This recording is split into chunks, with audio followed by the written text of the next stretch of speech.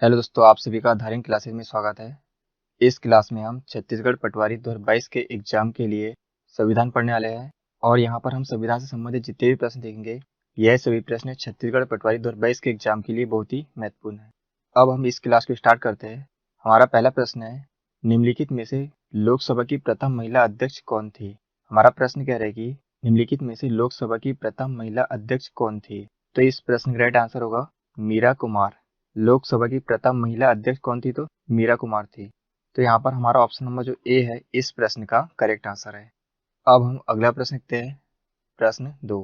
प्रश्न दो के कह रहे कि अखिल भारतीय सेवाओं के सृजन की शक्ति किसे प्राप्त है। तो इस प्रश्न का राइट आंसर होगा संसद। अखिल भारतीय सेवाओं के सृजन की शक्ति संसद को प्राप्त है। तो हमारा ऑप्शन नंबर जो ए है इस प्रश्न का करेक्ट आंसर है। अब हम अगला प्रश्न देखते हैं। प्रश्न तीन कह रहे हैं कि मंत्री परिषद सामूहिक रूप से किसके प्रति उत्तरदायी है। तो इस प्रश्न का राइट आंसर होगा लोकसभा। मंत्री परिषद सामूहिक रूप से लोकसभा के प्रति उत्तरदायी है। तो हमारा ऑप्शन नंबर जो ए है इस प्रश्न का करेक्ट आंसर है। अब हम अगला प्रश्न देखते हैं। प्रश्न चार के कह रहे कि भारतीय संसद में कितने सदन है। तो इस प्रश्न का राइट आंसर होगा 2। भारतीय संसद में कितने सदन है, तो 2 है। तो यहाँ पर ऑप्शन नंबर जो ए है इस प्रश्न का करेक्ट आंसर है। अब हम अगला प्रश्न देखते हैं। प्रश्न 5 कह रहे हैं कि लोकसभा के प्रथम अध्यक्ष कौन थे। हमें यहाँ पर बताना है लोकसभा के प्रथम अध्यक्ष कौन थे। तो इस प्रश्न का राइट आंसर होगा जी.वी. मावलंकर। तो यहाँ पर ऑप्शन नंबर जो बी है इस प्रश्न का करेक्ट आंसर है।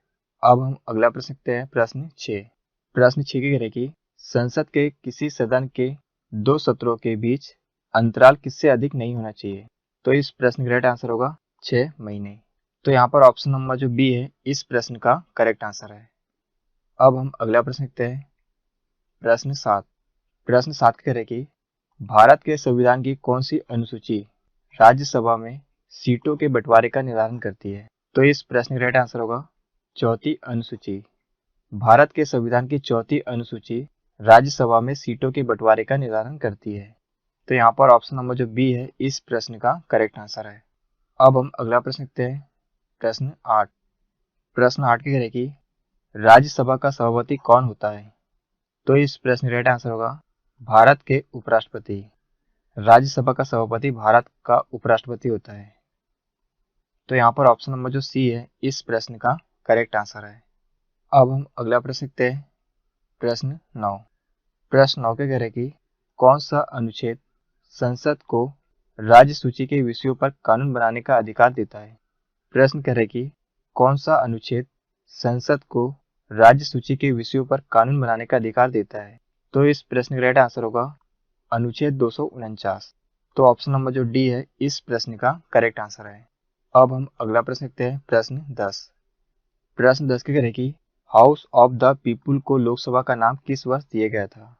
तो इस प्रश्न का राइट आंसर होगा 1954। हाउस ऑफ द पीपुल को लोकसभा का नाम 1954 में दिया गया था। तो हमारा ऑप्शन नंबर जो ए है इस प्रश्न का करेक्ट आंसर है।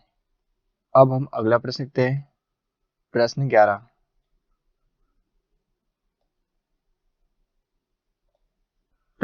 कह रहे कि संसद के दोनों सदनों में से किसी एक सदन में न्यूनतम कितने सदस्य होने अनिवार्य है जिससे सदन की कार्यवाही चलती रहे। प्रश्न कह रहा है कि संसद के दोनों सदनों में से किसी एक सदन में न्यूनतम कितने सदस्य होने अनिवार्य है जिससे सदन की कार्यवाही चलती रहे। तो इस प्रश्न का राइट आंसर होगा कुल सदस्यों का 10वां भाग। तो हमारा ऑप्शन नंबर जो डी है इस प्रश्न का करेक्ट आंसर है। अब हम अगला प्रश्न देखते हैं। प्रश्न 12 की कह रहे कि किसने कहा था संसदीय लोकतंत्र का अर्थ है एक व्यक्ति और एक मत। तो किसने कहा था, तो डॉक्टर बी.आर. अम्बेडकर। तो हमारा ऑप्शन नंबर जो डी है इस प्रश्न का करेक्ट आंसर है। अब हम अगला प्रश्न देखते हैं। प्रश्न 13 कह रहे कि भारत का प्रधानमंत्री बनने के लिए अपेक्षित न्यूनतम आयु क्या है। तो इस प्रश्न का राइट आंसर होगा 25 वर्ष। तो हमारा ऑप्शन नंबर जो बी है इस प्रश्न का करेक्ट आंसर है।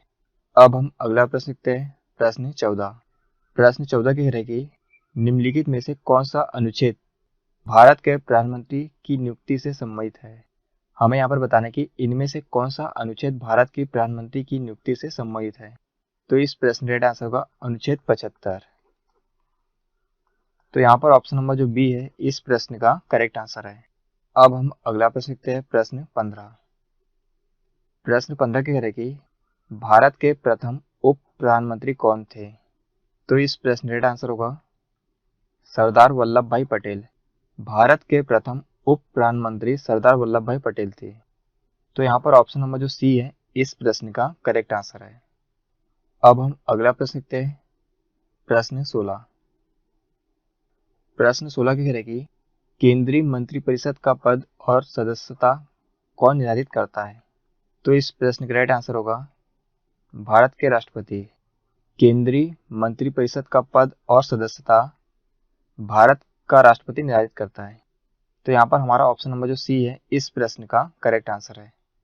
अब हम अगला प्रश्न देखते हैं, प्रश्न 17। प्रश्न 17 की कह रहे कि राष्ट्रीय एकता परिषद NIC का अध्यक्ष कौन होता है? तो इस प्रश्न का राइट आंसर होगा प्रधानमंत्री। राष्ट्रीय एकता परिषद का अध्यक्ष कौन होता है? तो प्रधानमंत्री होता है। तो यहाँ पर ऑप्शन नंबर जो ए है इस प्रश्न का करेक्ट आंसर है।